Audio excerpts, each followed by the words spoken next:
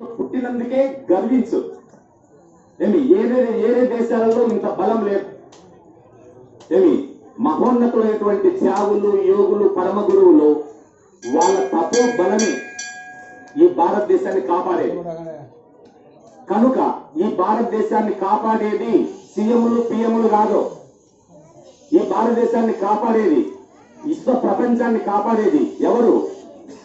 పరమ ఋషులు, పరమ యోగుల, గురువుల తపోబలమే. అలాంటి బలం మనం ప్రతిరోజు సంపాయాలి. చూడు, ఎవడో అలా వద్దులే, ఫోటోలో దేవద్దు, ఒక్కదొద్దు, నువ్వు వెతుక నా బదులు నేను చేద్దాం అన్నా.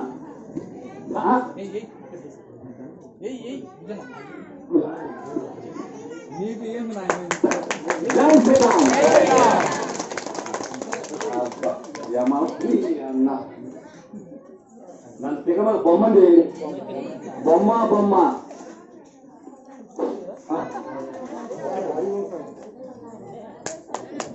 చేస్తాను, ఏమన్నా చేస్తాను.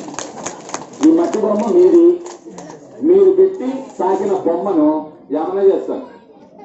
అయినా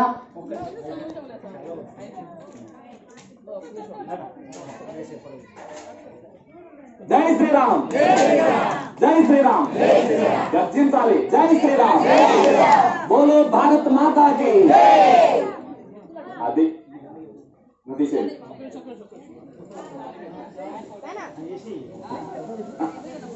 బొగులు ఇస్తారు నాన్న, అమ్మ బొగులు కాదండి. నమో నారాయణ.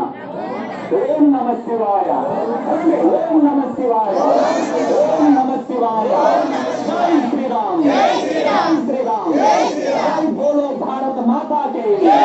వచ్చిన భక్తులందరికీ, అన్నదాతలకు, సేవాదాతలకు, పలికిన వారికి, పలకని వారికి జై. నమో పార్వతీ పదే హర మహా. ఏడు కొండలవాడ వెంకట రమణ గోవింద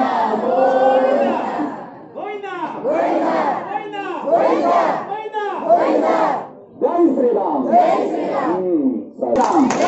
జై శ్రీరామ్, జై శ్రీరామ్. ఈరోజు జై శ్రీరామ్ ఘనంగా పలకంగా.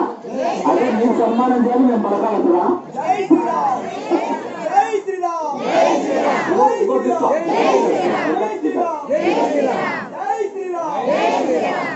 సరే భక్తులారా, ఈరోజు ఈ పవిత్రమైన అన్నదాన కార్యక్రమానికి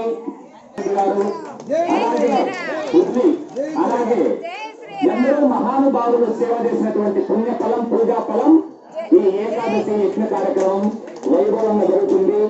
మరి అన్నదాతలందరికీ ఆ జగన్నాథుడు శ్రీకృష్ణ భగవానుడు తన ఇచ్చ ప్రకారం భక్తి, జ్ఞాన, వైరాగ్యాలను ప్రసాదించాలని కోరుకుంటూ అందరం ఇప్పుడు ఒక్కసారి పలకండి, సర్వధర్మాన్.